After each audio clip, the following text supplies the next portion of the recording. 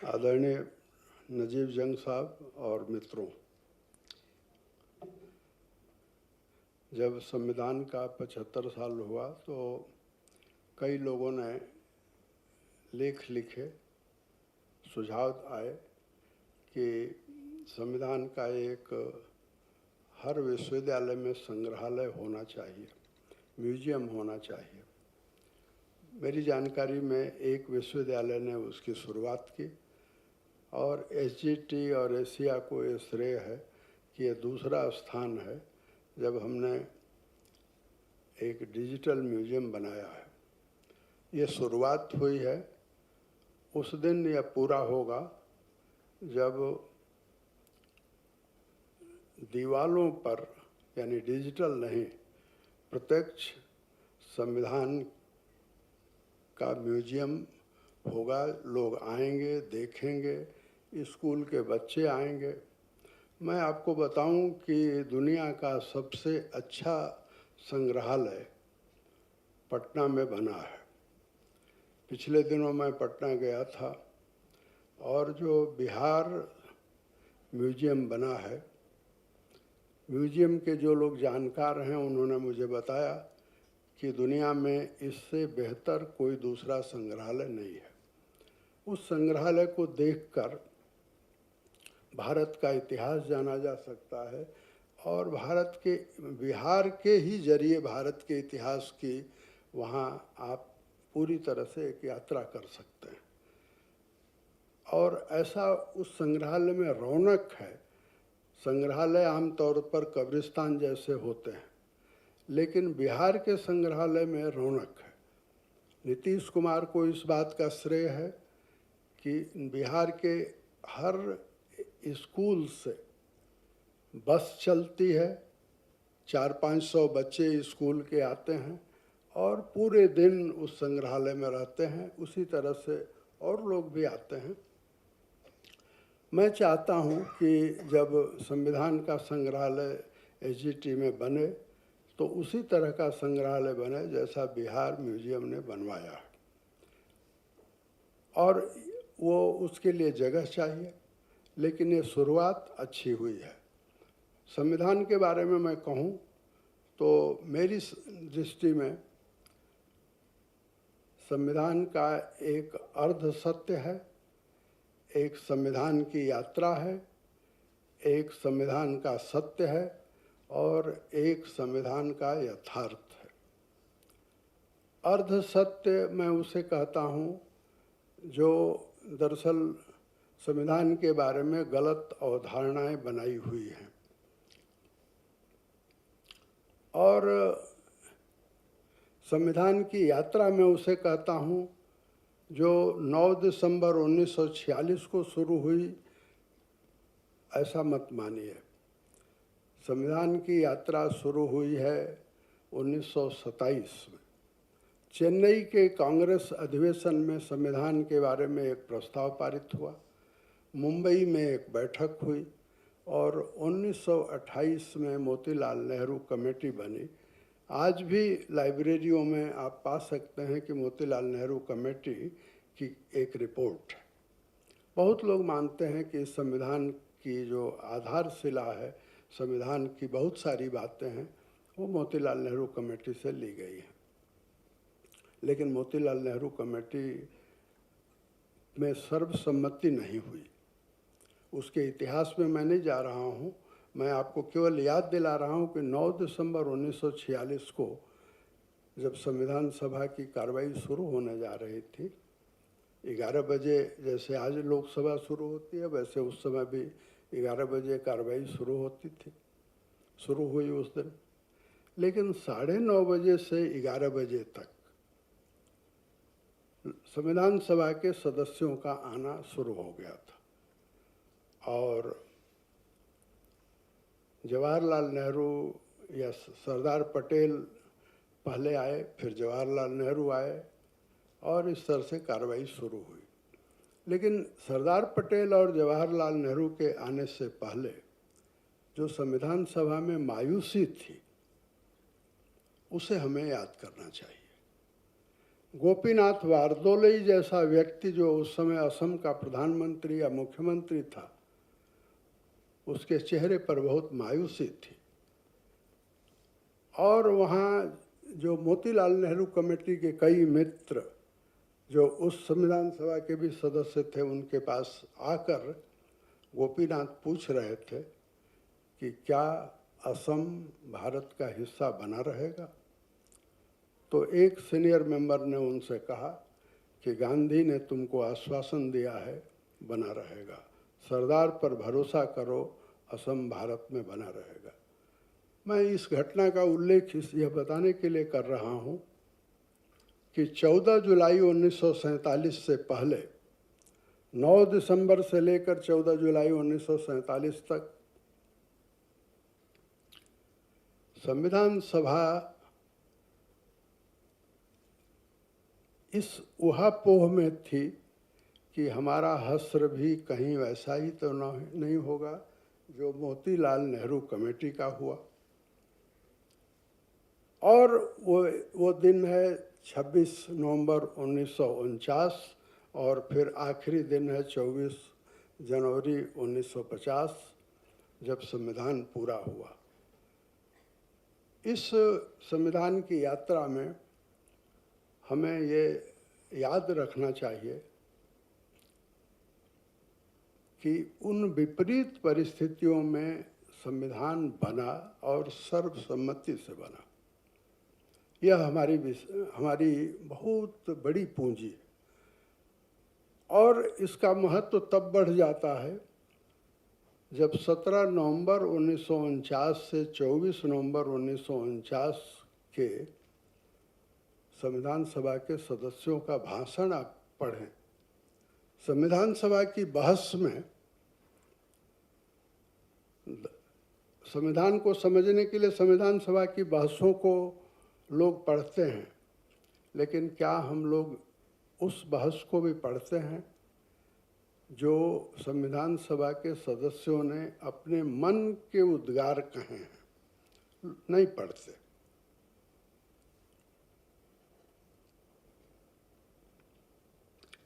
संविधान सभा का काम पूरा हो गया था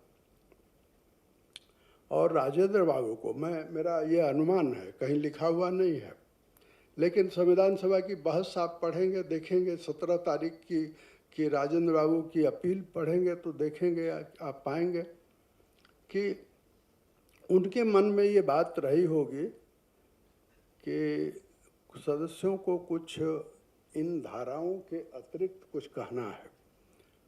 कहना हो सकता है। तो उन्होंने कहा कि अगर आपको कुछ इसके अलावा कहना हो तो आप अपने हाथ खड़े करिए, मैं एक एक करके लोगों को बुलाऊंगा। राजेंद्र बाबू ने जब कहा कि हाथ खड़े करिए तो करीब करीब पूरी संविधान सभा ने अपने हाथ खड़े कर दिए। तो उनको लगा कि मैं बड़ी झंझट में फंस गया। उनको लग रहा था कि 2-4 लोग बोलेंगे, ये तो पूरी संविधान सभा बोलने के लिए तैयार है। तो उन्होंने रास्ता निकाला जैसा आजकल स्पीकर करते हैं, उस समय भी वो स्पीकर की ही भूमिका में थे। उन्होंने कहा कि अच्छा अपने नाम की पर्ची भेजिए। और इस तरह से आप पाएंगे कि जितनी पर्चियां आई सबको वो बुला नहीं सके, लेकिन जो लोग बोले वहाँ, वह संविधान का ऐसा हिस्सा है जिसको मैं संविधान का सत्य कहता हूँ। अभी 2024 के चुनाव में संविधान एक बड़ा मुद्दा बना था और जयराम रमेश को मैं पढ़ा लिखा, मैं उन व्यक्ति मानता हूँ, आदर करता हूँ उनका, लेकिन उन्होंने इतना बड़ा झूठ बोला पॉलिटिकल कारणों से कि जयराम रमेश को मैंने कहलवाया भी कि आप झूठ क्यों बोल रहे हैं। उन्होंने कहा कि डॉक्टर श्यामा प्रसाद मुखर्जी ने संविधान को अभारतीय कहा। मैं यहाँ जो लोग हैं और जो संविधान सभा की डिबेट पढ़ सकते हैं उनको मैं सलाह दूंगा कि आप पढ़िए उसको और पंडित कमलापति त्रिपाठी का भाषण पढ़िए। कमलापति त्रिपाठी हैं जिनके पूरे भाषण में को बिटवीन द लाइन्स पढ़ेंगे तो मिलेगा, और वो वाक्य मिलेगा जब वो कहते हैं कि ये संविधान अभारतीय है। और ये कहने की कमलापति त्रिपाठी को छूट थी। हमारे संविधान की जो खूबी है वो ये है। और जब 26 नवंबर को राजेंद्र बाबू ने कहा कि अब हम इस संविधान को स्वीकार करने की प्रक्रिया अपनाने जा रहे हैं, तो जिन्होंने बोला था, भाषण किया था, अपने मन के उद्गार व्यक्त किए थे, और जो उद्गार व्यक्त किए थे वो संविधान को जो स्वीकार किया जा रहा था उसके विपरीत था। जंग साहब ने जो इस लोकतंत्र की बात की है वो लोकतंत्र संविधान सभा में है, उसे हमें जानना चाहिए। और लोग जब राजेंद्र बाबू ने कहा कि संविधान हम स्वीकार करने जा रहे हैं, तो पूरी संविधान सभा खड़ी हुई और उन्होंने सर्वसम्मति से स्वीकार किया। ये संविधान सभा का एक सत्य है जो हमें जानना चाहिए। लेकिन संविधान की जो यात्रा शुरू हुई है,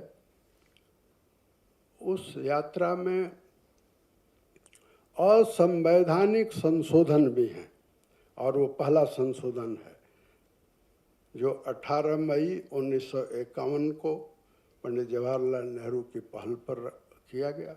और उस बहस को पढ़िए आप। असंवैधानिक संशोधन क्यों है? क्योंकि राज्यसभा तब नहीं थी। राज्यसभा तो 1952 में बनी है। और संविधान संशोधन जो 368 है, संविधान संशोधन की व्यवस्था करता है। उसमें है कि लोकसभा और राज्यसभा दोनों पारित करेंगे। उसी तरह से मैं अभी कल ही पढ़ रहा था, HY शारदा प्रसाद जो इंदिरा गांधी के प्रेस मीडिया सलाहकार थे, उनके बेटे हैं रवि विश्वेश्वरैया शारदा प्रसाद। उनका एक 23 पेज का आर्टिकल है, पिछले दिनों मुझे कहीं देखने को मिला, मैंने उसको पूरा पढ़ा है। और उसको आप अगर पढ़ें तो इमरजेंसी के दौरान किस तरह से प्रेसिडेंशियल फॉर्म ऑफ गवर्नमेंट के लिए बाकायदे एक संविधान संशोधन की सिफारिश की गई थी। अच्छा हुआ इंदिरा गांधी ने उसको स्वीकार नहीं किया, ये अलग बात है। यानी संविधान के साथ जितने संशोधन संसद ने किए हैं, मैं अपनी बात समेटना चाहता हूँ यह कह करके कि आज जो संविधान है, जो मूल संविधान है, उस मूल संविधान को अगर आप एक मनुष्य के तौर पर कल्पना करें और उससे पूछें कि 75 साल बाद क्या आप अपने को पहचानते हैं, तो शायद वो मनुष्य कहेगा कि नहीं, 75 सालों में तो मेरा चेहरा भी बदल गया है, पैर भी बदल गया है, हाथ भी बदल गया है, दिल बदलना बाकी है। और किसने किसने संविधान को बदला? इमरजेंसी ने संविधान को बदला, उससे पहले बहुत सारे संविधान बदले गए। लेकिन सबसे ज़्यादा संविधान को किसने बदला है? अगर इस पर कोई रिसर्च करे, मान लीजिए ऋचा चौधरी रिसर्च करवाएं, तो हम इस नतीजे पर पहुंचेंगे कि सुप्रीम कोर्ट ने इस संविधान को सबसे ज़्यादा बदला है। और अभी जो सुप्रीम कोर्ट कर रहा है वह तो संविधान के खिलाफ कर रहा है। संविधान की धारा 194 यह कहती है कि भारत का राष्ट्रपति चीफ जस्टिस की सलाह से जजों की नियुक्ति करेगा। राष्ट्रपति के अधिकार को सुप्रीम कोर्ट ने अपने हाथ में ले लिया है।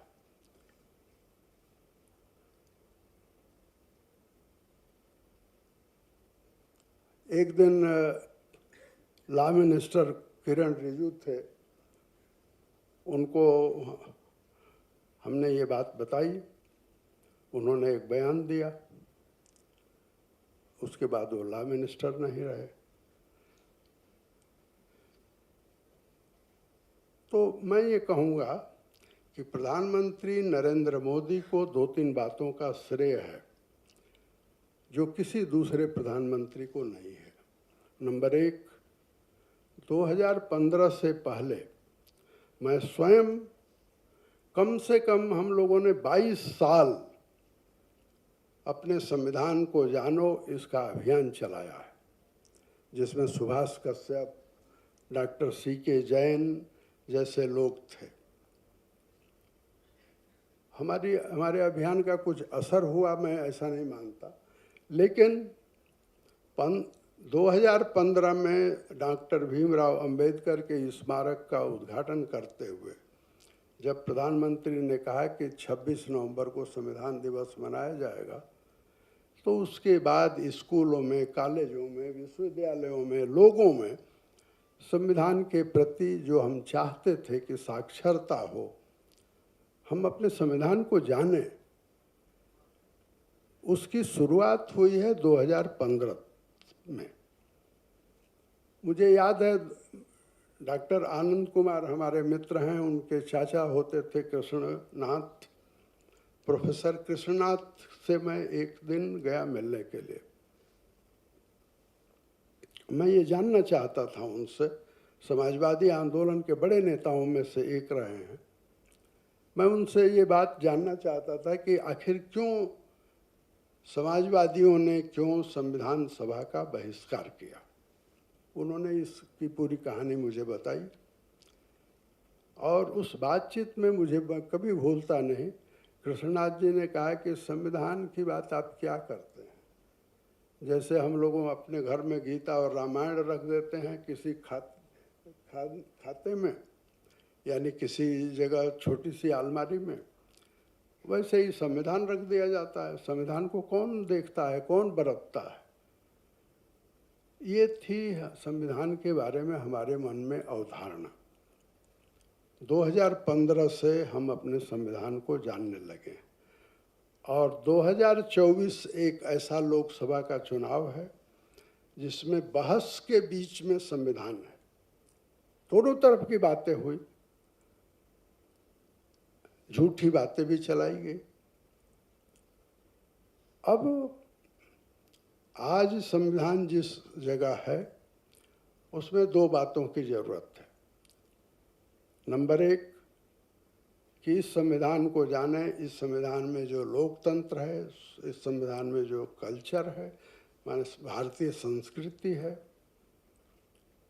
इसमें इस संविधान में जो सद्भाव का संदेश है उसको जाने, उसके लिए जागरूकता पैदा करें।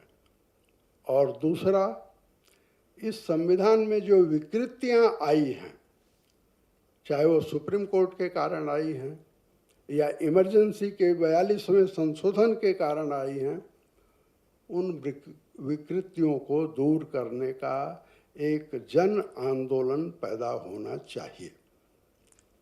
इमरजेंसी का जो भी संशोधन है, उन 42वां संशोधन, मैं हर जगह कहता हूँ, यहाँ भी कहना चाहता हूँ,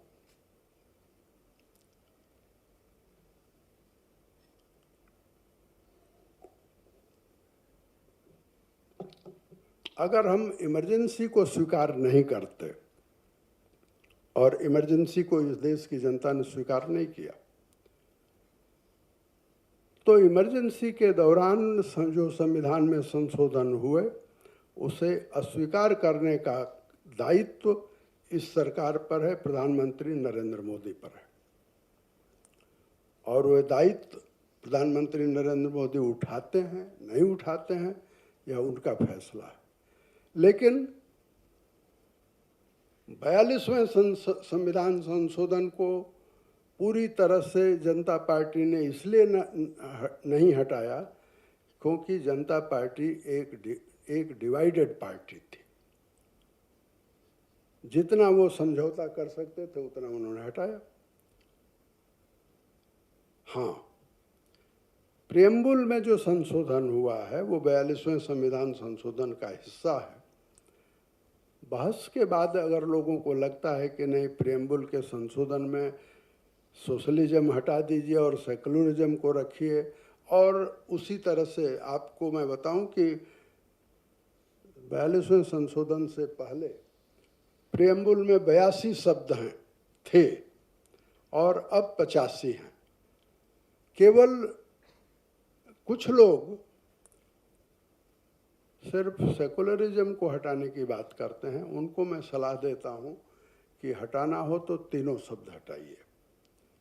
इसलिए मेरा सुझाव है, सरकार के से भी है, उन लोगों से भी है जो संविधान को बरतते हैं, संविधान के बारे में जागरूकता रखते हैं, संविधान को पढ़ते हैं, संविधान को समझते हैं और समझाते हैं